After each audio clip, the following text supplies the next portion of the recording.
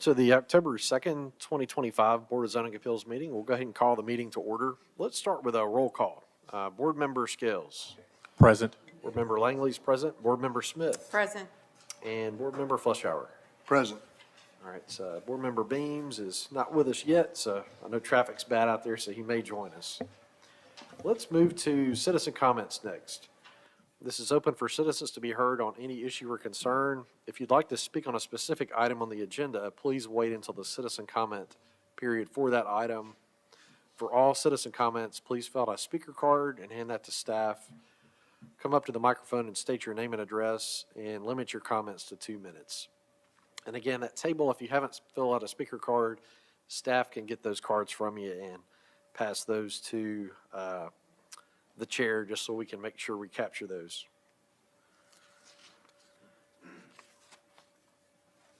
All right.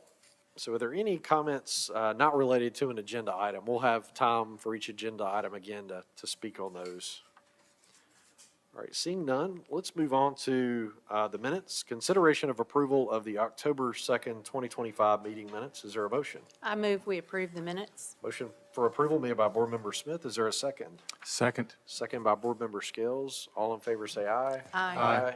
All right, anyone opposed? All right, minutes are approved. Next is staff announcements. Thank you. As you can see, it's just me here tonight, so my only announcement is just to be patient with me because I'm going to be moving back and forth between laptops, so might just need a little extra time in between. I appreciate it. Thank you. No worries, thank you.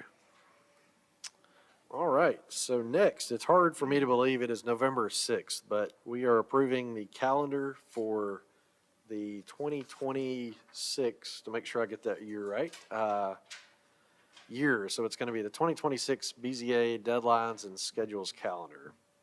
I looked at that. Fortunately, this year we have a meeting on July 2nd and not July 5th. So that's pretty nice.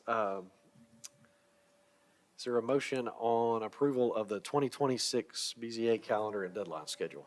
I move we approve the calendar. Motion made by Board Member Smith. Is there a second? Second. Second by Board Member Flushauer. All in favor say aye. Aye. All right, so the schedule is approved. We'll move next to item 3. It's going to be a variance request to encroach 14 feet into the required 25-foot transition zone 1 buffer along the northern property line for the property located at 4309 South Carruthers Road. I'll pause a minute to let staff get loaded up. John just joined us, so we'll let him get loaded up too. No worries. Don't want to rush you, so we'll give it a second here. And Mr. Chairman, I live in the neighborhood affected by item number 3. And so to avoid any appearance of lack of objectivity or something of the sort, I'm going to recuse myself from this vote. Okay. Thank you very much. We will grab you on the next item. If you can't hear, we'll make sure to pull you back in. Thank you. Thank you. Okay. All right, go ahead, staff, if you're ready. And First, I'd like to start with a note just to clear up some confusion and questions. I just wanted to clarify. This site has an approved site plan. This means that the uses proposed on this site meet the development requirements of the City of Franklin. The decision tonight is not whether a particular use can be approved on the site or not. A section of the plan is being considered for a variance as to how the site can be developed, not whether a specific use is permitted or not. I just wanted to make a clarifying note there. Okay, background. This 5.5 acre parcel is zoned neighborhood commercial and is within the flood fringe overlay. The applicant plans to develop the site with 1 retail building, a daycare, and a gas station or convenience store. The property is vested under the 2020 zoning ordinance, so it must comply with the regulations as outlined in the 2020 zoning ordinance.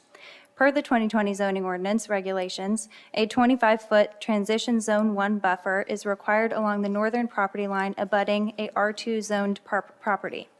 Due to the location of the property with respect to the existing South Carruthers Road and Carruthers Parkway intersection, the entrance to the site must be located within the required transition buffer zone in order to create a four-way intersection with the existing street network.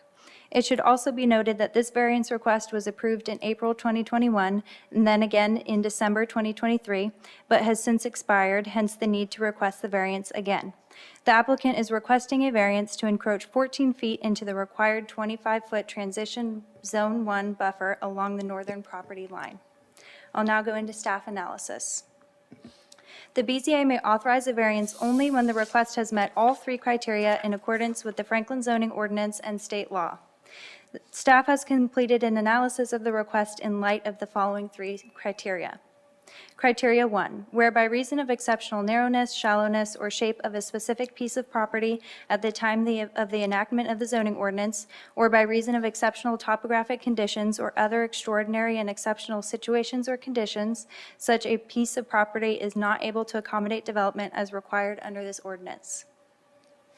The subject property is located next to the existing intersection of South Carruthers Road and Carruthers Parkway, with the northern property line located just north of the necessary alignment for the intersection.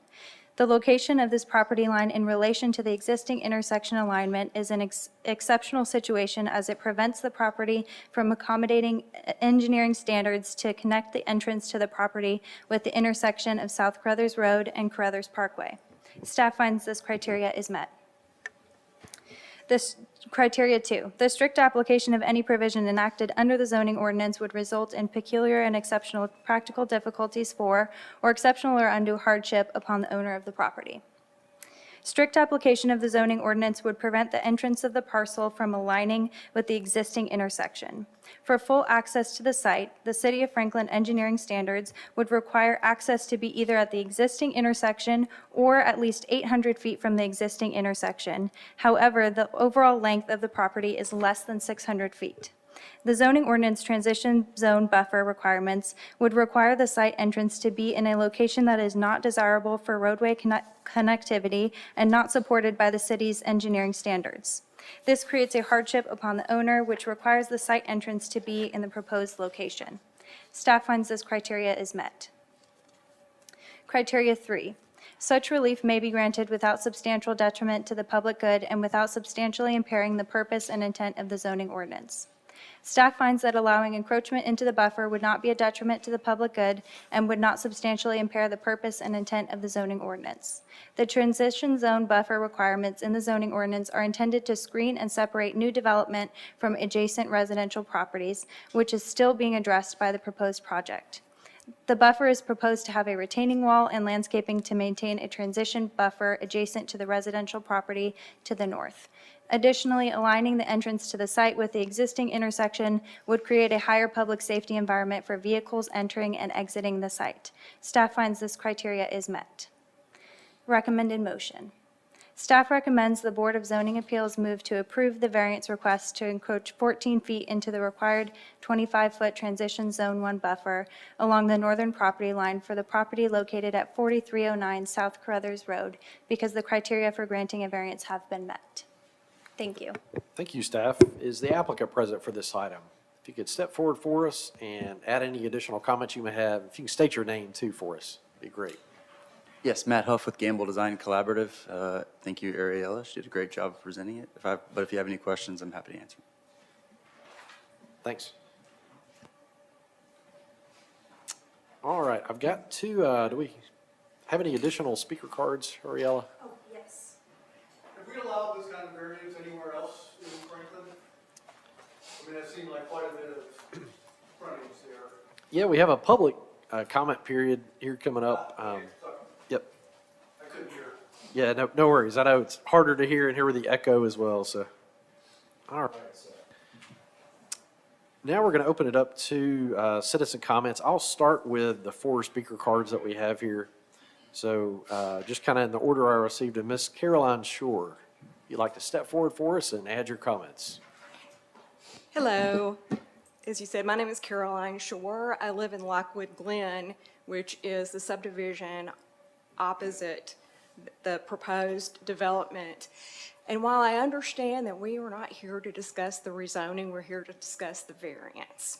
And building standards exist to protect the public and safeguard health, safety, and general welfare by setting minimum building standards.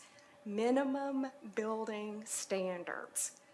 So why are we even discussing waiving minimum building standards? These are the minimum to protect the public and protect property values, safety, security of the residents in that area. And as you can see from the map, that is a residential area. It's not a commercial area yet. It is a residential area. If we're so quick to waive minimum standards, why do we bother to have them at all? The question shouldn't be whether we waive the minimum standard. It should be, why should we not waive the minimum standard? It doesn't make sense to me. And this variance request is especially egregious since it requests that the minimum standard of 25 feet be reduced by 14 feet, resulting in a buffer of only 11 feet. That's more than half of the minimum standard which has been set. If it was a few inches, maybe we could discuss it, but we're talking more than half of the minimum. This is unacceptable. It will damage property values of that residential area. Please reconsider approving the variance. Do the right thing by your neighbors, by the community, by the public. You've been entrusted with this responsibility. Please use it wisely. Thank you. Thank you. So next, I'll move to Miss Sherry Mangelli. If you'd like to step forward for us, if you'd still like to make comments, and no pressure, but wanted to make sure I got your last name correct. So smartly, I asked ahead of time.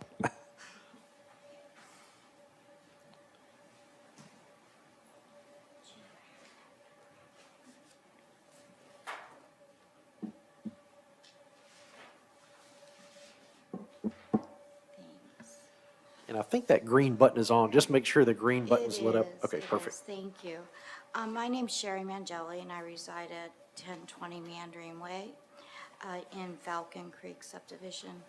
This proposed development and the zoning variance request is directly behind my home, so it would severely be detrimental. I know I emailed my comments, so I guess I can reread them. I'm opposed to the request I'm writing to request that the BZA oppose the variance request to encroach 14 feet into the required 25-foot transition zone buffer along the northern property line for the property located at 4309 South Carruthers Road. Although this now expired variance request was previously approved, the residents in the surrounding area were told in a 2021 Zoom meeting prior to the variance request meeting that this project was a quote-unquote done deal by the applicant's representative, and there was nothing we could do about it. Therefore, those that were and still are vehemently opposed to this project were unaware that they could in fact attend or comment their opposition at the previous meetings where the variance request was in fact approved. The staff report findings that the encroachment into the buffer would not be a detriment to the public good and would not impair the purpose and intent are extremely misguided. At the very least, the property owners of the two adjacent properties to the north would beg to differ, as well as the surrounding public communities, on the negative impairment to approving the encroachment. Just a side note, the two properties adjacent to the north have already gone through the amendment to the Envision Franklin to have their property rezoned to commercial, and that's pending because of the negative impact of this proposed development at the 4309 South Carruthers. So, and they are for sale. So in other words, they already are seeing that this is not a good deal. The proposed encroachment into the access road, from my understanding with talking with the planner, was that because by using the existing access road to come out onto Carruthers, instead of going further down Carruthers where I believe in the original site plan, there was a driveway to go into this commercial building, then that would enable if they were to develop commercial on the two northern properties, in fact, even adjacent properties further north up to Upland, then that would enable them to have access to go behind those properties or development, like as they put in a fast food restaurant or restaurants or buildings. So instead of coming in off Carruthers, that access road where you want to encroach in would then become the thoroughway to go to those businesses as well as this gas station and daycare center or whatever. It would appear that according to the staff report, there is great emphasis regarding the undue hardship upon the owner to comply with the zoning ordinance transition buffer requirement. The owner purchases property knowing its development potential, especially since the Discovery Center was originally supposed to go in there, and then that pulled out, and so then this plot of land was now purchased by the current owner. So the site plan for the original Discovery Center did not have a request for a variance into this access road.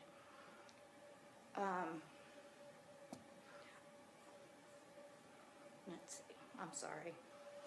The owner's representative has vast knowledge regarding the city of Franklin's zoning requirements. I believe, in fact, that he was previously employed with the city's planning department and was appointed to the planning commission by the mayor for a period of time. In the past 7 years, there has only been one approval in the city of Franklin for a variance request to encroach into the required 25-foot transition zone buffer for a commercial building other than this property.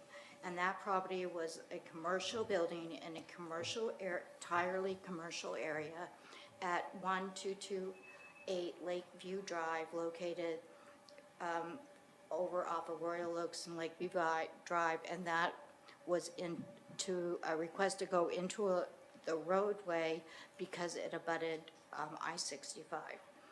Therefore, there is no precedent to approve this variance request with residential adjacent properties. This will negatively impact the public good of hundreds and hundreds and hundreds of tax-paying Franklin residents. I would also like to reiterate that the Franklin zoning ordinance, I would like to, on page 336 and 337, I would like to make sure that all the criteria was indeed met before this approval. Thank you. Thank you for your comments. Okay, next, Miss Erica Scales. If you'd like to step forward for us.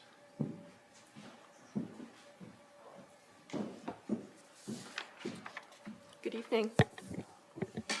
My name's Erica Scales. I also live in the Lockwood Glen subdivision at 2024 McAvoy Drive.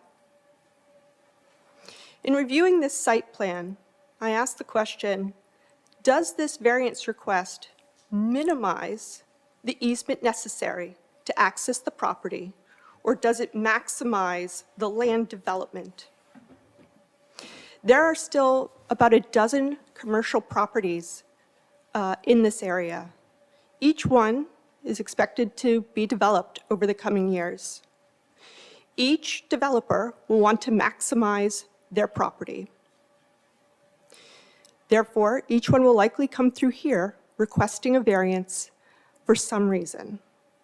Don't let this be the precedent. I ask that you deny this site plan and ask the developer to return with a plan that truly minimizes the easement necessary to access this property. Thank you. All right, so I have one more speaker card here, Mr. Scott Johnston. If you'd like to step forward for us and add your comments. Yeah, this is Scott Johnston, 2001 McAvoy Drive, the Lockwood Glen subdivision. And I don't know if our requests are actually, if anything can be done about reconsidering the minimum building standards that have been applied to this property, but, or that were waived to this property. But do you guys take questions here at all? Is there anything, is there going to be a question and answer here? There's not directly, if you have a specific question, staff may be able to help us with that. but- Why, I was just curious, why was it waived? And I think we can address that kind of probably after. We can come back to staff. I know the board will have questions. If you can just ask your questions, we'll take note of them. That was the And- question. Yep. Let's Thank continue you. then. And that's all. Okay, Yeah. thank you. All right, are there any additional citizen comments? All right, seeing none, is there a motion to close the public comment? I move we close the public comment. A second. Motion made by Board Member Smith, second by Board Member Beams. All in favor say aye. Aye. All right, anyone opposed? All right, so public comment is closed. Let's go to questions, I guess, from, I know citizen had a question, I think, Ariella, you may be able to help us with that. I think the question was, why were minimum building codes and standards waived? Is They- that referring to this encroachment into the transition buffer? I don't know, the citizen may be That's able to help us with that. What it sounded like to me, if that is the question, this property did receive a variance request twice in the past. It was required that they get a variance request approved in order to have the site plan approved. And the variance request was approved back in, I believe it was 2021 and then 2023. So the variance request was required in order to get the site plan approved. Okay. Any additional questions from the board? I have one question for staff. Was there any comment received from the landowner to the property that is impacted directly with the reduced buffer? I didn't receive any specific comment from that property owner, no. Okay, thank you. And I guess now, is it, I don't know what's happening north of this lot, because this transitional buffer zone is coming before us because when this site plan came through, we're looking at a commercial lot. North of this lot, it was residential or commercial site plans. Is the zoning different, I guess, north of this lot now to where it's going to be commercial? It's still R2, which I realize now is not showing on the map that I have up there. It is zoned R2 north of this property.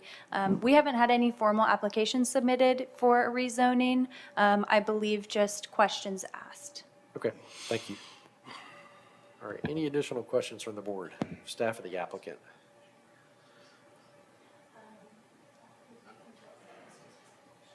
All right, seeing none, is there a motion? I've got one question, and this may be more to staff. So the alignment of the roads, it's already an encroachment, correct? I'm sorry, can you rephrase, on the property or their proposed improvements? The proposed. Yeah, so they have an improved site plan for the roadway improvements as well. The roadway improvements were established and put on the plans for the site plan based on the traffic analysis, traffic impact analysis that was required for this site. And it was determined that they would add 2 right turn lanes and a left turn lane onto this property. And that did involve acquiring additional right-of-way. Thank you. Is there a motion?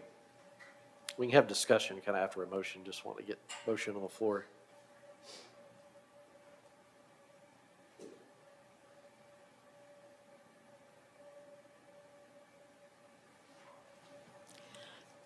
I move we approve the variance to encroach 14 feet into the required 25-foot transition Zone 1 buffer along the northern property line for the property located at 4309 South Carruthers Road. I believe the criteria have been met. It appears to me that it is a city requirement mandate that the entrance to the property be located where it is, and that there really isn't another option available to the landowner. So I do believe that it is an exception by regional narrowness, shallowness, or shape of the property, that in time of the enactment of the zoning ordinance, that this exception should be granted. Okay, motion for approval made by Board Member Smith. Is there a second? I second. Second by Board Member Beams. Discussion. I'll add, with my analysis, staff had mentioned this at the beginning of, I think, the announcement of this item. We're solely looking at the variance request and the buffer. So we're not looking at use or zoning or anything else. The alignment of the intersection, to me, that's the challenge on this side. I think any use that came in would have to align that. The engineering department would require that. So that's why I support the variance as well. Any additional discussion before we take a vote?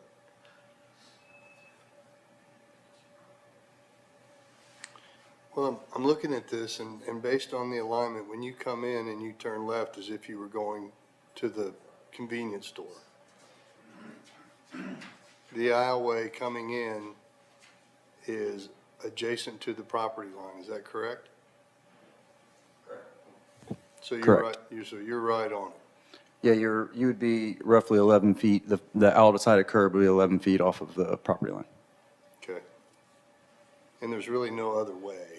No, so the That's the what I health, was health, safety, and welfare, requires that we align with this intersection. We don't have enough frontage to connect to Carruthers Parkway any further south. Right. On the property.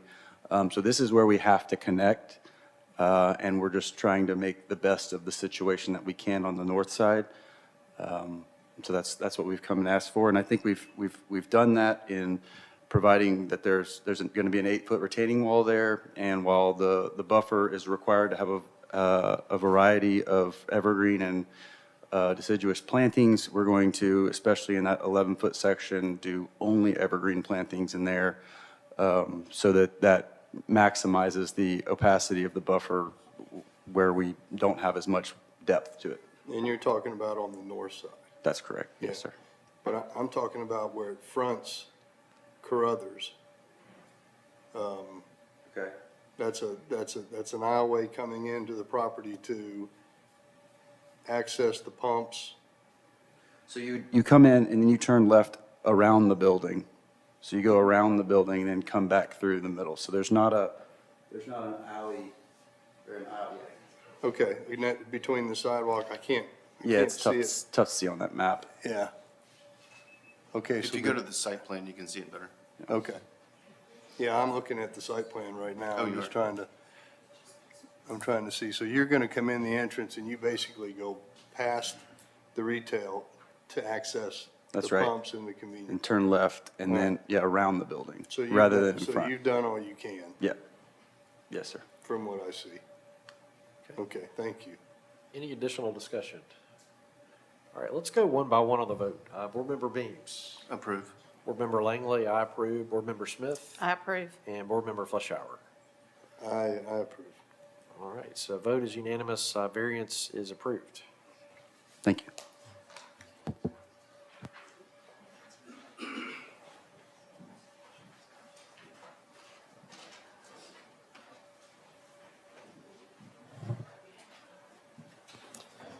All right, next, we will move to item number 4. It's going to be a variance request to allow a parking pad that encroaches into the yard area located in front of a principal building for the property located at 807 Hillsborough Road. Staff. Thank you.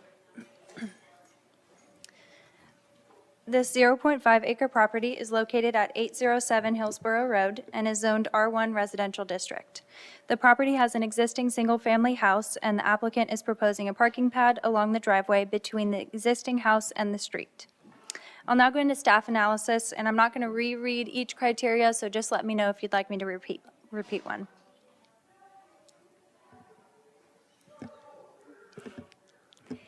Criteria 1, the applicant has stated that the proposed parking pad is necessary due to traffic conditions on Hillsborough Road, making it unsafe to back out onto the road with the current driveway. The current driveway is 10 feet wide, which does not provide room for a car to turn around.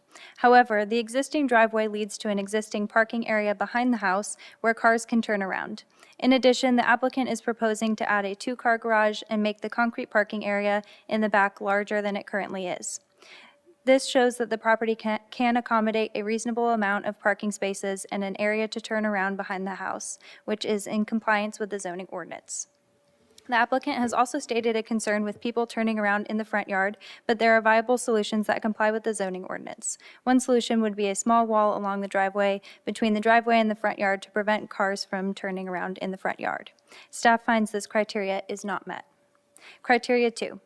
Staff does not find a hardship caused in this case. While Hillsborough Road is a busy road, the property already has a parking area behind the house to turn around, and the applicant is proposing a two-car garage and a larger parking area behind the house, which eliminates the hardship caused while complying with the zoning ordinance. Staff finds this criteria is not met.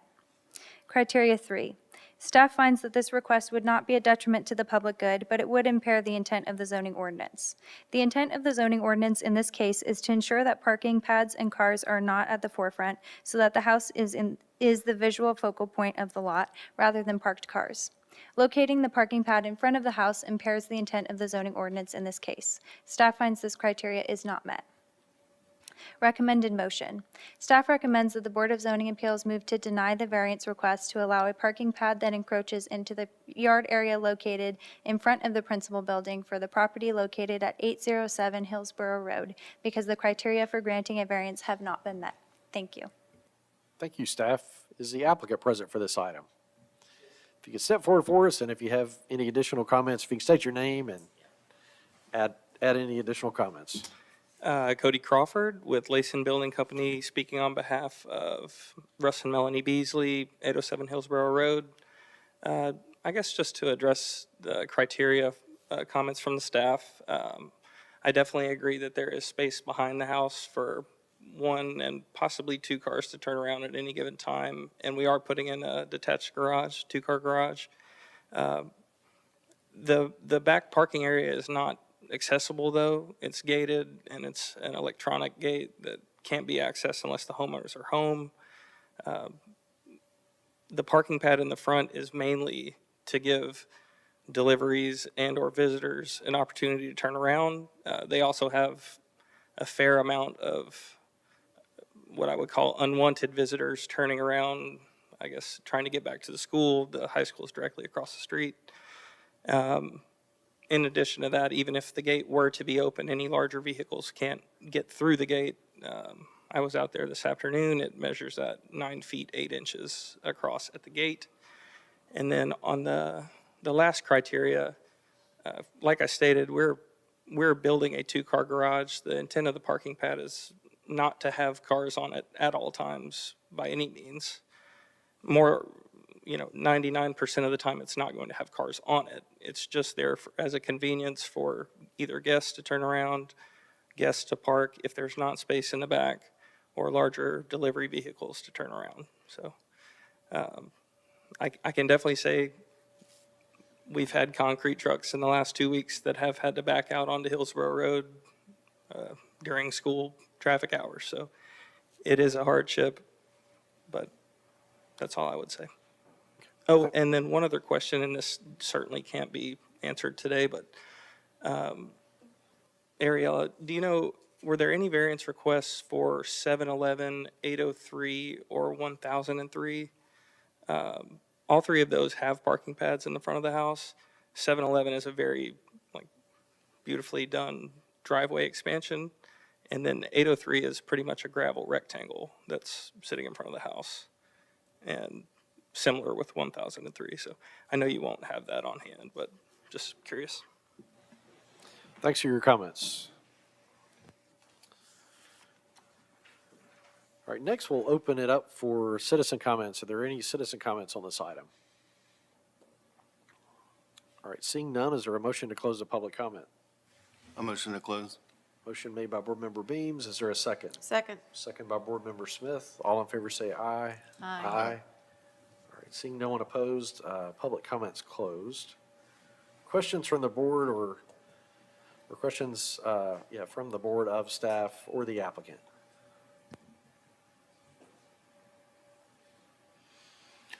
I had really the same questions that the gentleman had to Ariella. I live close here, and there's a lot of these off of Hillsborough Road. So I'd like to know if those were variants were asked for them.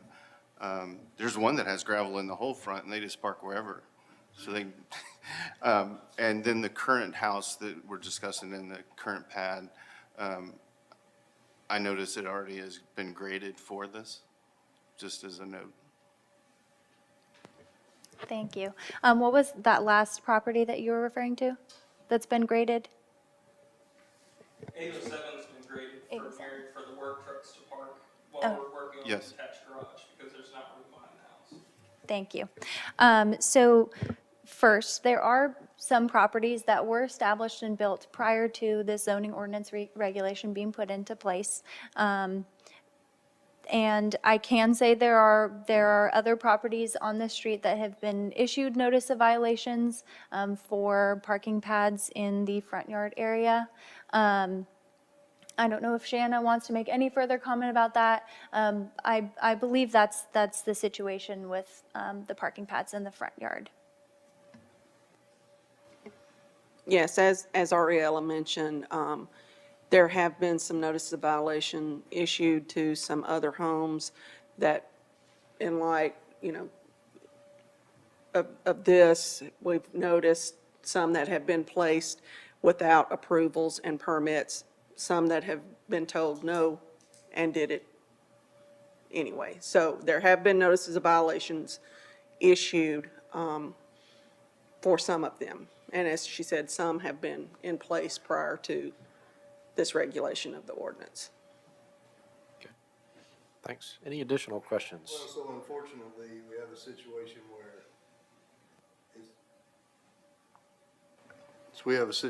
where it's unfortunate to try to get in and out on Hillsborough Road. We have a situation where there's pads there illegally, and we're giving notices.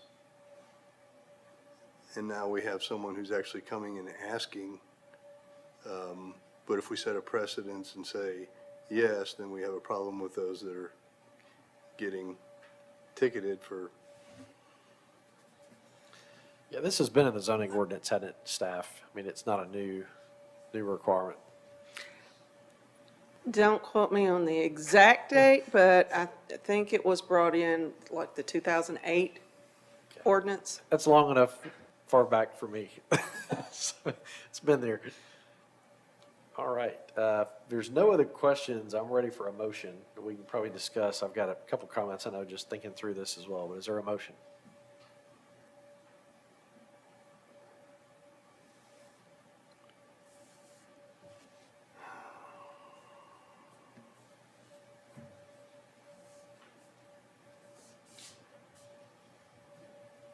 I don't think we have a choice but to deny the variance request to allow a parking pad that encroaches into the yard located at the front of the building. Principal building and property located at 807 Hillsborough Road, because the criteria granting a variance just hasn't been met. Okay, I'll second that motion. so Board Member Fleischauer made a motion for disapproval of the variance, second by Board Member Scales. Discussion.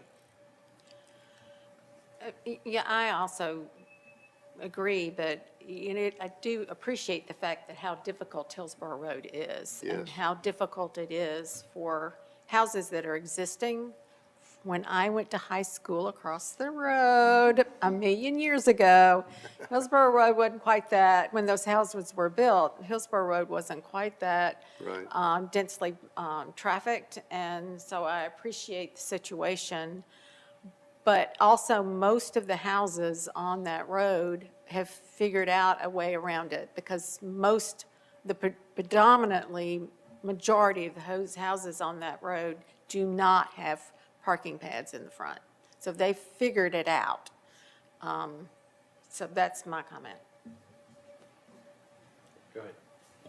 I want to echo those same comments. If you look down the roads, you're right, they figured it out somehow. I'm not unsympathetic to the scenario you have here. It's kind of a consequence of growth, but there's like an alternative way here that needs to be explored. Yeah, I'll echo that. I think we had a request that came up on Highway 96, kind of coming in town. It's been, seems like last year, but it may have been 2 years ago. So we've had this come up before. I do feel like, we've got the requirement, Board of Mayor and Alderman set that. If there's clear criteria that could be met with a request where it's a special circumstance, I feel like that's a different matter entirely. But I feel like there's a lot of properties along Hillsborough that could also ask for a variance. I feel like it's one where the board has made the decision at the zoning level. I don't see how it could meet any of the criteria to grant a variance anyway, so I would support denial as well. Any additional discussion? All right, so we've got a motion for disapproval by Board Member Flushour, second by Board Member Scales. Let's go one by one on the vote. Board Member Beams. Deny. Board Member Scales. Deny. Board Member Langley, deny. Board Member Smith. Deny. And Board Member Flushour. Deny. All right, so variance request is denied.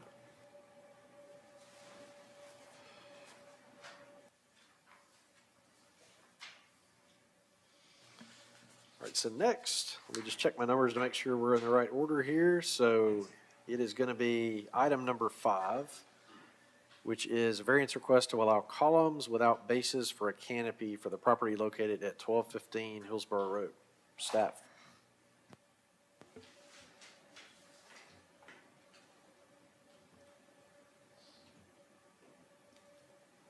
Thank you. This 38-acre property is located at 1215 Hillsborough Road and is zoned CI Civic and Institutional District. There is an existing church on the property and a preschool located on the church campus as well. The applicant is proposing a canopy over the main entrance of the preschool building and is proposing that the columns on the canopy not have bases. The zoning ordinance requires that each column or post shall have a base of brick, natural stone, or cultured stone. For this reason, the applicant is requesting a variance to allow columns without bases for a canopy. I'll now go into staff analysis. Criteria 1. Staff does not find any unique condition of the lot nor any other extraordinary and exceptional situations or conditions that prevent each column of the proposed canopy from having a base. Staff finds this criteria is not met. Criteria 2. Staff does not find a unique hardship caused by the strict application of the zoning ordinance. There are not specific dimensional requirements for bases on columns, which provides flexibility for the design of the base to meet the needs of the site or project. This allows the design of the bases on each column to be able to meet the needs of the preschool building. For example, if the concern is young children climbing on the bases, they can design narrow and/or tall enough bases that they cannot be climbed. Staff finds this criteria is not met. Criteria 3. Staff finds that this would not be a detriment to the public good and would not impair the intent of the zoning ordinance. Staff finds that bases without columns would not be a detriment to the public. The intent of the zoning ordinance is for aesthetic purposes and aesthetic consistency of buildings and canopies throughout the city. This is a very large lot, and the canopy would be barely visible from the street, if at all. Staff finds this criteria is met. Recommended motion. Staff recommends that the Board of Zoning Appeals move to deny the variance request to allow columns without bases for a canopy for the property located at 1215 Hillsborough Road because the criteria for granting variance have not been met. Thank you. Thank you, staff. Next, we'll open it up to the applicant. Is the applicant present? If you could step forward for us, state your name and address for the record and any additional comments you have. Hi, good evening. My name is Richard Brasher. I'm with ShareBuilt, representing Mustard Seed. I also have Holly Davis here, who is the director of Mustard Seed. So for the first criteria, and we bring it up in the third one, but you cannot see it from the road, so you can't see it from Hillsborough Road. It's a big area. It's 38 acres. We're tucked in the back. You will not be able to see the canopy. For the second criteria, so like we said, there's going to be dozens of families there every morning. I was a dad there. There's dozens of families lined up every morning before the doors open. They're going to be hanging out in that area. If there's masonry, brick, stuff like that, they're going to climb it. And if we, the proposed in the staff report was you could make it taller or skinnier. Well, then that's going to change the design. It's not going to match the rest of the building canopies, which was the original argument that it needs to match the rest of the buildings. And I mean, I have 2 kids. They're going to find a way to climb it. They just are. And so there's a safety concern with that. When we brought it up to the staff earlier, they also said we could make it 18 inches. Well, then it's going to be a tripping hazard. So there's issues there with, not knowing the correct detail they're wanting. They were saying maybe 18, or you can make it taller or skinny. Those 2 are not going to match the rest of the buildings. And then, again, you can't see it from the road, but also there's another building called Harpeth House, which is a stone's throw away. It has a canopy that does not have masonry base. That went through permitting in 2018 and was opened up in 2020. It's the closest canopy to this proposed canopy, and there's no masonry base there. And then also, as far as the financial impact, so the total cost of the job is $31,000. If we match canopy or match the base, it's going to be close to $24,000. So it's just totally changing that price. And I think Holly wants to talk as well. Does she need to talk later, or is she good to speak now? Okay, thank you. Add your comments. Thank you so much. I am Holly Davis, the director of Mustard Seed Preschool. As he was saying, we are a Tennessee DHS licensed preschool located at Christ Community Church. And like you guys stated, we are seeking approval to put a canopy over our main entrance to shield families from rain and bright sun during arrival and dismissal. And this will improve comfort, safety, and accessibility for the 168 children and families that we serve each day. The design requirement from the city to include a masonry base on the columns would create a serious and ongoing safety hazard for our students and potentially violate Tennessee DHS licensure rules. Not just climbing, but the actual material itself. If a child were to run into it, bump into it. Our main entrance is a very active, high-traffic area where families congregate each day before and after school. Each morning, there are dozens of young children running, jumping, playing, and moving in this space because it's a hangout space for our families.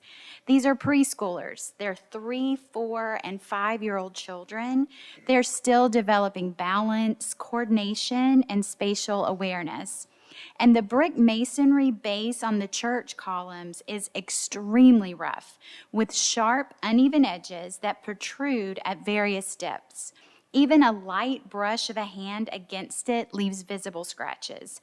And we've had direct experience with this. While our children rarely use the portion of the church that has these masonry-based columns, there was an occasion where a class just went out there to get a photo, and a child accidentally ran into the column and sustained a deep forehead injury that required medical attention. And I anticipate numerous injuries if this unsafe material is used on columns where children play daily. Also, licensing requirements from the Tennessee Department of Human Services requires that outdoor areas be free of hazards likely to cause injury, and that all fixed structures in children's use zone meet safety and accessibility standards. It also requires that all areas indoor and outdoor be free of hazardous items or materials. A brick masonry base that is rough with sharp, uneven edges does not meet these requirements. It simply would not be safe or responsible to install a feature that we know would cause injury to young children and potentially violate DHS licensure rules. Our proposed design complements the church architecture in color, in scale, and form, but also eliminates known hazards and aligns with established child safety standards. For our preschool, for any preschool, safety must come first. So we ask that the board grant approval for our canopy design as we have submitted it, allowing us to move forward with a solution that protects both the appearance of the property and, most importantly, the well-being of the children that we serve. I also wanted to speak to, Richard was talking about the cost of this for our preschool. This is a big expense for us already. We give over $50,000 in scholarships to families every year. And you having to take extra money to use this is less money we can appropriate to things like that. So again, I just respectfully ask that you approve our variance. Thanks for your comments. Thank you. All right, next we will open the public comment. Are there any citizen comments on this item? All right, seeing none, is there a motion to close the public comment? Sorry, I actually do have one. Gotcha. Thanks for the heads up there. It's nice. Didn't look up fast enough.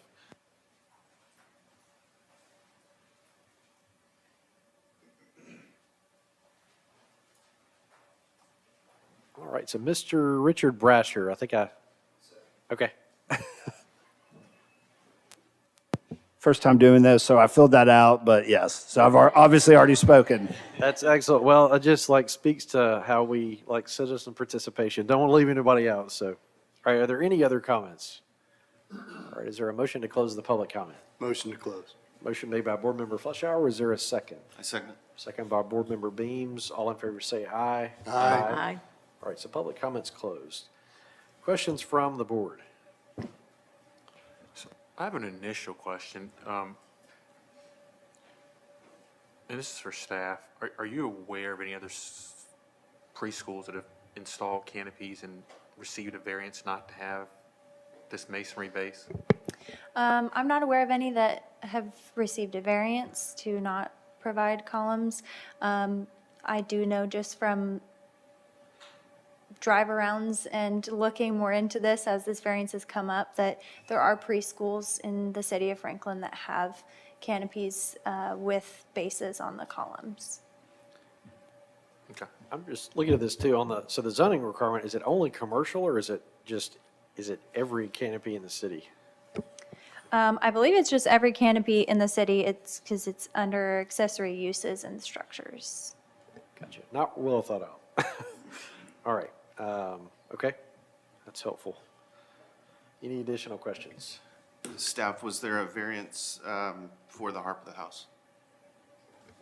No, there was not.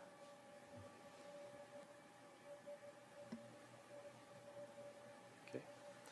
If we get a motion on the floor, I think we'll probably have some discussion on this one. Yeah, I'll make a motion to approve the variance requested to allow columns without bases for the canopy property located at 1215 Hillsborough Road, because the criteria for granting a variance, in my opinion, has been met. I think it's on the back of the property. It's not going to be seen, and I don't want any children to get hurt. Okay, motion for approval made by Board Member Fleischauer. Is there a second? I second. Okay. Board Member Beam seconds that motion. Discussion. I'll echo Board Member Fleischauer's comments. I think, in this case, location, use. I am a little concerned that it's residential and commercial. I think, maybe the intent of this was commercial, but kind of gets me back to the thought of what is a canopy? I think of a residential structure that has a carport on the back, has beams on that. I guess that would check the box on a canopy. But specific to this item, I do think it checks the box in my mind and can meet the variance request criteria. To me, it seems like the two criteria that we're really focused on here, number 1 and 2, because 3 seems to be satisfied. by virtue of not being able to be seen. And, you know, I do think that it may fall in an exceptional situation or condition because we're considering the health and safety of young children. Yes. I mean, I have a 4-year-old at home, so they do like to run into stuff and knock things over, so I can appreciate that consideration. And then if you look at number 2, it also has an exceptional hardship for the owner for the property. And so again, we want to make sure we create a safe environment for children. And I think, Jonathan, you made a great point about, is this intended for commercial, residential, or is it kind of for everything? And I do think in this circumstance, it's one where the safety and welfare of children is of paramount importance, and that supports, in my mind, granting the variance. And one thing that I consider on this one is having a stone or masonry base seems to be an aesthetic requirement rather than a physical security requirement. Since this canopy is not going to be seen from the street, I think that makes that requirement for the zoning ordinance kind of moot. I agree. I have a question for the applicant. What is the lease of the mustard seed for Under Christ Community Church?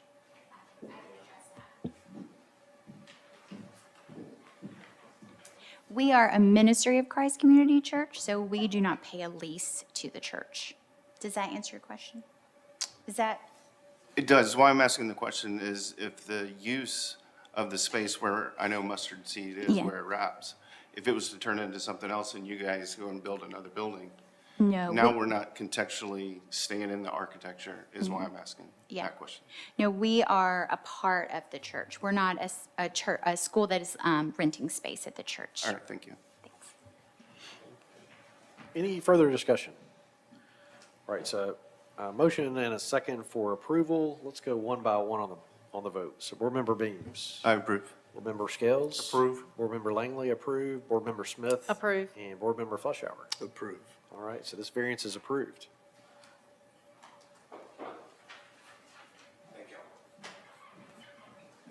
All right, item number 6 is a variance request to allow a proposed principal building to have a maximum front yard setback of 80 feet and a variance request to allow the front facade location of a proposed principal building to be oriented in a non-parallel manner to the frontage for the property located at 880 Oak Meadow Drive. Staff? Thank you. This 13.3 acre lot is located at 880 Oak Meadow Drive and is zoned RC6 Regional Commerce District. The owner wishes to develop the property with a one-story, 100,000 square foot commercial recreation facility. There is no site plan submitted for this project, but the applicant plans to submit a final plat to subdivide the two lots. It's subdivided into 2 lots and a site plan to develop it. The plans provided for this property represent the desired site design. There are a few constraints with this property. The property has a border of slopes greater than 20% along Riverside Drive, Oak Meadow Drive, and the rear property line. There are also overhead power lines running along Riverside Drive within the Middle Tennessee Electric, or MTE, easement, which extends up to 50 feet into the property from the right-of-way. The applicant is requesting 2 variances: to increase the maximum front yard setback from 30 feet to 80 feet along Riverside Drive, and to allow a principal building to be located in a non-parallel manner to the frontage along Riverside Drive. I'm going to go through the 3 criteria for the 2 requests separately. So I'll start with the first request to allow a proposed principal building to have a maximum front yard setback of 80 feet. Criteria 1, the property has a border of slopes greater than 20% along Riverside Drive, Oak Meadow Drive, and the rear property line. There are also overhead power lines running along Riverside Drive within the Middle Tennessee Electric easement, which extends up to 50 feet into the property from the right-of-way. The maximum setback for Regional Commerce 6 zoning district is 30 feet. Given the topographic conditions and the depth of the easement, it would not be possible for the setback to be 30 feet or less from Riverside Drive. Staff finds this criteria is met. Criteria 2, staff finds that the strict application of a provision enacted under the zoning ordinance would result in exceptional practical difficulties for the owner of the property. Due to the slopes and the MTE easement, the front yard setback must be more than the required maximum of 30 feet. This property cannot comply with the strict application of the maximum setback requirement in this situation. The setback must be more than 30 feet to accommodate the steep slope and easement along Riverside Drive. Staff finds this requirement is met. Or sorry, criteria. This criteria is met. Criteria 3, staff finds that this request would not be a detriment to the public good and would not impair the intent of the zoning ordinance. The intent of the maximum front setbacks is that buildings should activate the street by creating an inviting pedestrian experience, and views from the street should not be of parking lots. With the size of the lot and the proposed location of the building and parking in relation to the building, this is apparent that the building was designed to be a focal view from the street. This shows effort to meet the intent of the zoning ordinance and that this design is the minimum necessary deviation from the regulations of the zoning ordinance. Staff finds this criteria is met. I'll now go into staff analysis for request 2, to allow the front facade location of a proposed principal building to be oriented in a non-parallel manner to the frontage. Criteria 1, staff does not find a condition of the lot that prevents the building from being parallel to the frontage. While it may be favorable to have the building parallel to the power lines and the slopes, it is possible to have the building parallel the frontage. Staff finds this criteria is not met. Criteria 2, staff does not find a hardship caused by requiring the building to parallel the frontage. While it may require further design, it is the responsibility of the applicant to design the site in accordance with the zoning ordinance. Staff finds this criteria is not met. Criteria 3, staff finds that this request would not be a detriment to the public good and would not impair the intent of the zoning ordinance. The lot line along Riverside Drive is not straight for the entirety of the lot width, and the power lines are not parallel to the lot line. With these conditions and the large size of the lot, a 5% non-parallel skew would likely not be noticeable. Staff finds this criteria is met. Recommended motions. Staff recommends that the Board of Zoning Appeals move to approve the variance request to allow a principal building to have a maximum front yard setback of 80 feet from the property located at 880 Oak Meadow Drive, because the criteria for granting a variance have been met, and staff recommends that the Board of Zoning Appeals deny a variance request to allow the front facade location of the proposed principal building to be oriented in a non-parallel manner to the frontage for the property located at 880 Oak Meadow Drive, because the criteria for granting a variance have not been met. Thank you. Thank you, staff. Is the applicant present for this item? If you could step forward for us, and we've got two requests here. If you can just tie it all together for us, I think that would help the board out. I know we'll have some questions. So if you could add any additional comments, give us some context, that would be awesome.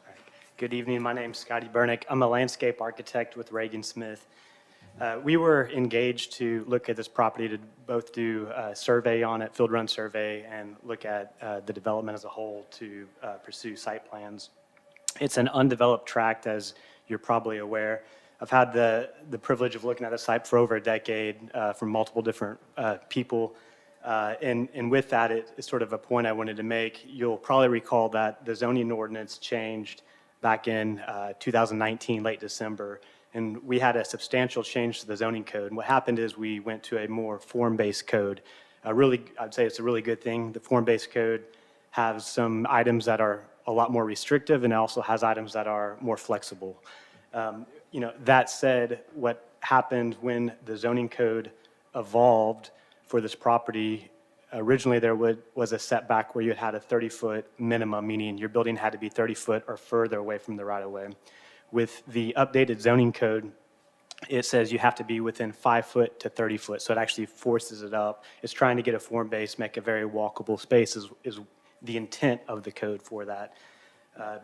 With this specific site, due to the public infrastructure, the public easements, the public utilities, the extreme topographic conditions all along the frontage, the zoning code, when it was adopted, has created a true hardship, meaning a principal building can never be built on the site without coming before you to get a variance. It's a unique site that you wouldn't have this condition everywhere throughout the city. In order to assess the setback we're requesting, we first reached out to the fire department to discuss fire access. Specifically, we were asking if there would be an ability to serve and fight a potential fire from the road. The fire department said, with the power lines being there, with the slope, they would require additional space between the power lines and where we're showing our buildings, so further into the site. Additionally, we're required to meet stormwater regulations not asking for a variance on that, but essentially what that means is as we treat the stormwater for our site, we have to convey it to an area on site. If it's pushed up against the easement, the stormwater would run off, and we have no ability to control that point. Thirdly, the zoning code talks and requires both pedestrian connectivity. It's a very strict ordinance where along your building frontage, you need to have pedestrian access. So there would be a sidewalk down below on the road. We're proposing an upper sidewalk for that connectivity piece. So we feel between the combination of all of that is why we're asking for the depth back from the right-of-way we are. In regards to variance number 2, as mentioned, we're asking for a slight skew no greater than 5 degrees. Ironically, I think we're asking for this because we feel we need to get it to meet the code. And what I mean by that is the zoning code tells us a few things in terms of frontage. It tells you to be close to the streetscape for that walkability in those pieces, and it also says you need to be parallel. Along this property, there's a hardship in the fact that the right-of-way bearings and the easements that are there today, the public easements, aren't parallel.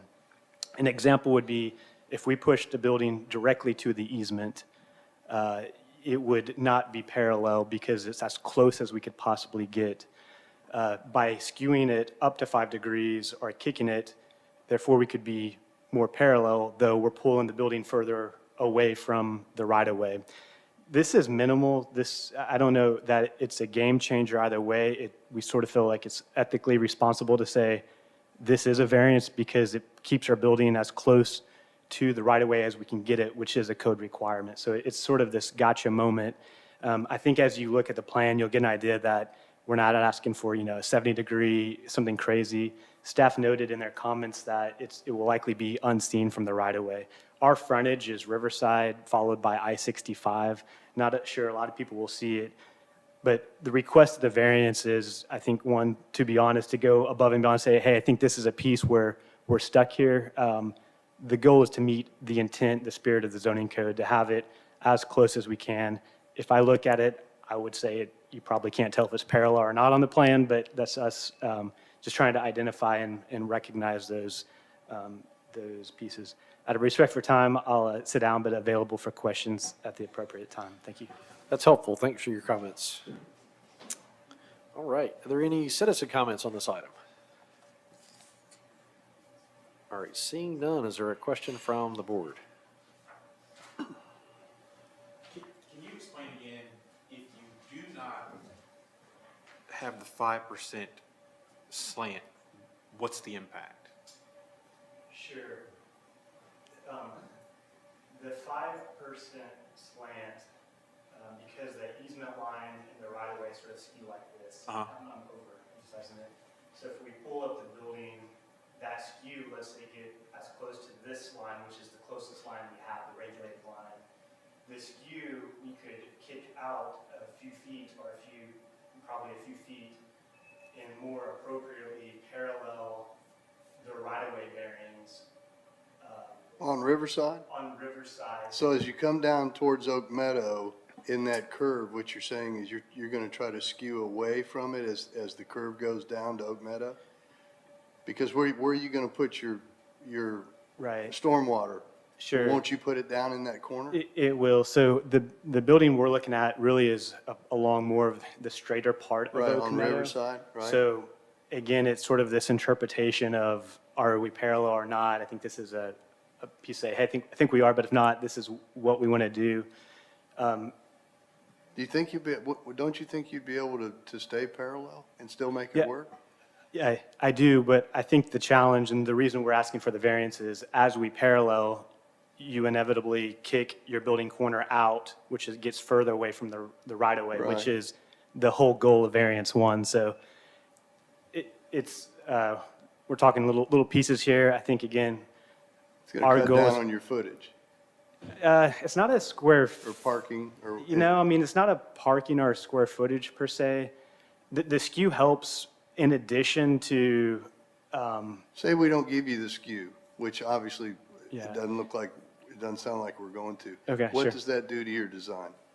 The design really won't change. What it means is the building gets pushed a little further back from the right-of-way. Gotcha. And the zoning code says, you know, we're already asking variance number 1 to get further from the right-of-way. What we don't want to do is go so far beyond, I can't say, give me 80 feet, and then not show you that I'm also trying to keep it as tight as I can, if Right. that makes sense. So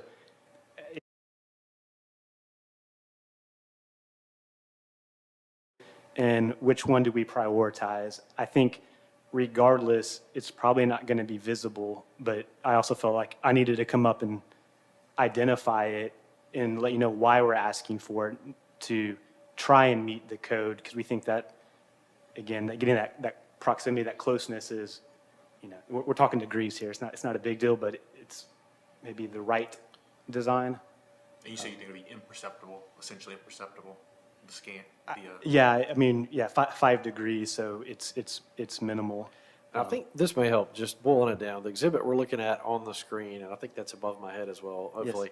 We're looking at the green hatched area where that building is sitting. That's what the variance is for, so that the building can sit within that hatched area, Yeah, correct? and the hatched area is for the setback, variance number 1, okay? Right. The angle of that blue, what's harder to see, it shows better on the existing conditions topo plan. There's a Middle Tennessee electric easement that runs along there. And if you were to zoom in on that or the page before that, you'll see where that easement isn't parallel to the right-of-way. So by default, we have a square design. The back of the property line, the side is square. Can it shift a few degrees? Yes, but that also shifts it further back from the right-of-way, which is, I'm respectfully asking to give us a break from that so we can actually have a building on site that complies with the code. So you think 5% would be enough? Yes. No more than 5 degrees, yeah. It could be less. We're just saying we're not going to go 6, 10, 15, 30 degrees at this location. Okay, any additional questions?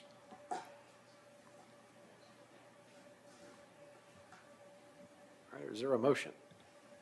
Let's take them one by one, kind of going back to that. Just- I'm sorry, can I butt in here? Yeah, I absolutely. believe the public comment was not voted on, closing the public comment. Yep, I'm getting probably this item confused with the last one. So is there, that's a good note, thank you. Are there any citizen comments on this item?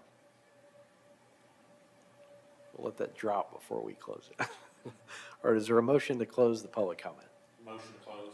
Motion made by Board Member Scales. Is there a second? Second. Second by Board Member Fleschauer. All in favor say aye. Aye. Aye.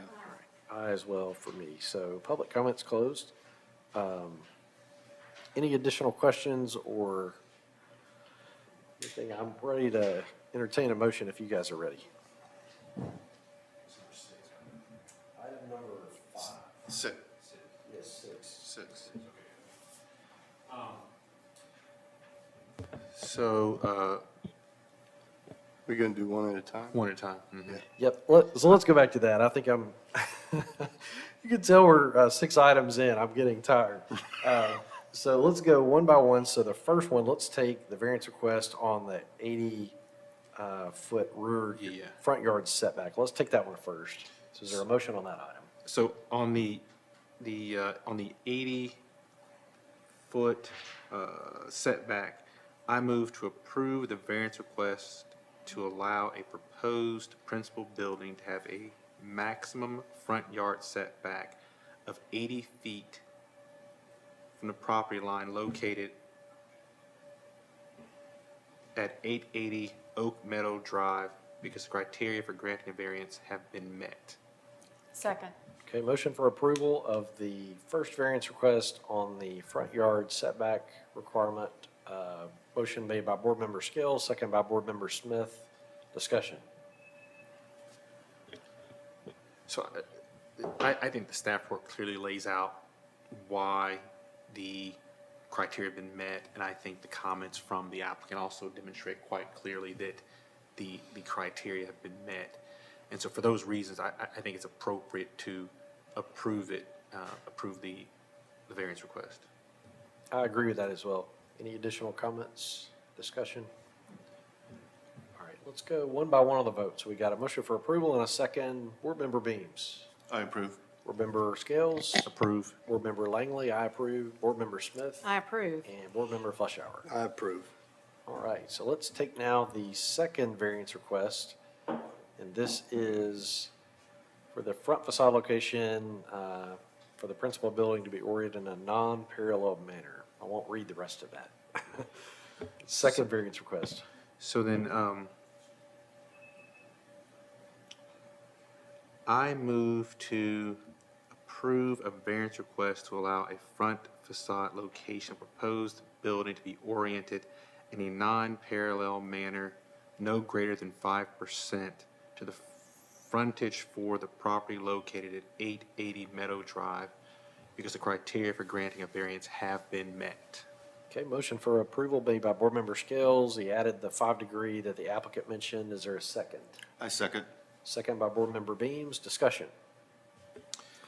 Going through the criteria, and I think the discussion was very illuminating. The applicant's kind of in a between a rock and a hard place, given the nature of the property and also the existing easement. And the candor of, I'm trying to at least get the frontage piece right, the right-of-way piece right, but I can't necessarily get both pieces right. I do appreciate that candor, and I do recognize that because of the interplay between those two requirements, there are hardships created. And I think because of those hardships, both criteria 1 and 2 are met. And then staff has already identified that criteria 3 is met, and I agree with their assessment. Additionally, I would add to that, and I agree that it was helpful to understand the thought process behind it. I think that the zoning ordinance anticipates that this is for neighborhoods, it's walkability, it is for aesthetics, the requirement for being parallel to the road. This is not a walkable area, it's right next to 65. You're not going to have a lot of people just walking the dog down there, I don't believe. And the road is not straight. So it's going to be very difficult to have it's not even straight at an angle. It's just not, it's going to be difficult to have a parallel to that road if the road is not straight. So I agree that I think we should approve it. Okay, I'll echo those sentiments. Any additional discussion? All right, let's go one by one on the vote. I think we've got a motion and a second. I can't remember who the second was, but I think we've captured the second. Board Member Smith, is that right?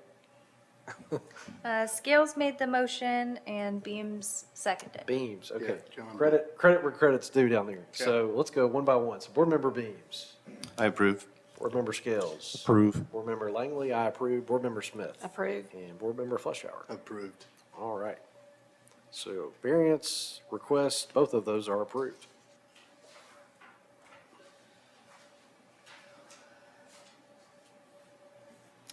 Next, we have, it's item number 7. It's going to be a variance request to allow 14 parking spaces within the long lane frontage area for an existing principal building for the property located at 4400 Franklin South Court. Staff? Thank you. This 1.31 acre property is located at 4400 Franklin South Court and is zoned RC12 Regional Commerce 12 District. There is an existing 10,000 square foot building on the property comprised of 5,000 square feet of office space and 5,000 square feet of indoor animal services, along with an existing parking lot and detention pond. The applicant is proposing an expansion of the parking lot as well as an expansion and modification of the detention pond and a bioretention and detention pond. The parking expansion is being proposed because the site currently does not have enough parking to serve the existing building uses, which is forcing parking onto the street. This parking expansion will bring the site into compliance with the current zoning ordinance parking minimums for the square footage of office and indoor animal services. Due to the conditions and shape of the lot, most of the additional parking is within the long lane Long Lane frontage area of the lot. For this reason, the applicant is requesting a variance to allow 14 parking spaces within the Long Lane frontage area for the existing principal building. Criteria 1. There are several conditions of this lot that make it a unique situation. The lot is a unique shape, it's a corner lot, and the existing building is located farther from Long Lane, leaving more room between the building and Long Lane than behind the building. Additionally, the existing drive access and parking spaces are located between the location of the existing building and Long Lane. There is also an existing sanitary sewer easement and proposed bioretention and detention ponds occupying a significant amount of space to the side and behind the existing building. All of these conditions combined significantly restrict the available space for additional parking. The space left for parking is being occupied to maximize the space, and the required amount of parking for the existing building would not be able to fit behind the building in relation to Long Lane. Staff finds this criteria is met. Criteria 2. The strict application of the zoning ordinance in this case would prevent the lot from accommodating the required minimum amount of parking. With the conditions of the lot, there is nowhere else to put the required parking, so the strict application of the zoning ordinance in this case would require the removal of required and needed parking spaces for the existing building use. Staff finds this criteria is met. Criteria 3. Staff finds that this request would not be a detriment to the public good and would not substantially impair the intent of the zoning ordinance. Providing the necessary parking for the building use on the site benefits the neighborhood to allow more off-street parking spaces. The intent of the ordinance is to provide sufficient parking in a way that minimizes the emphasis on parking along frontages. While this variance is requesting parking in the frontage, it is an existing condition and the applicant is asking for the minimal number of additional spaces in the frontage as a means for meeting the other intent of the zoning ordinance, which is to provide sufficient parking on site to avoid disturbance to adjacent property owners. In addition, the applicant is proposing landscaping, which will likely partially screen the view of parking from Long Lane. Staff finds this criteria is met. Recommended motion. Staff recommends the Board of Zoning Appeals move to approve the variance request to allow 14 parking spaces within the Long Lane frontage area for an existing principal building for the property located at 4400 Franklin South Court because the criteria for granting a variance have been met. Thank you. Thank you, staff. Is the applicant present for it? Is the applicant present? You'd like to step forward for us and state your name for the record? You've been patient. That's fine with me. Pablo Debora with Crunk Engineering, here to represent the request, but I think Ariel summed it better up than I ever could, so. All right, thank you. Yes, sir. So next we'll move to citizen comments. Are there any citizen comments on this item? All right, seeing none, is there a motion to close the public comment? Motion to close. Motion made by Board Member Scales. Is there a second? Second. Second by Board Member Fleischauer. All in favor say aye. Aye. All right, so public comments closed. Questions from the board?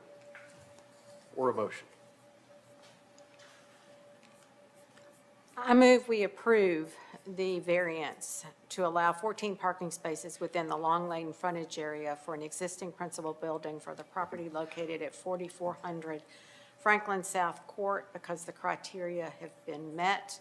This is a property that is behind a gas station of some big size. It's across the street from a car wash, as I recall. I think it is consistent and important that we have parking, and this is the only place that parking can go on this lot based on my visual observation. So I think the criteria have been met. Motion for approval made by Board Member Smith. Is there a second? Second. Second by Board Member Scales. I'll just add, you said that well, Board Member Smith, to be on item number 7. I totally agree with you. All right, let's go one by one on the vote. Board Member Beams. I approve. Board Member Scales. Approve. Board Member Langley, I approve. Board Member Smith. Approve. And Board Member Fleischauer. Approved. All right. So item is approved. And last but not least, I think we are at a motion for adjournment. I move we adjourn. Motion made by Board Member Smith. Is there a second? Second by Board Member Scales. All in favor, say aye. Aye. All right. Everybody have a great night.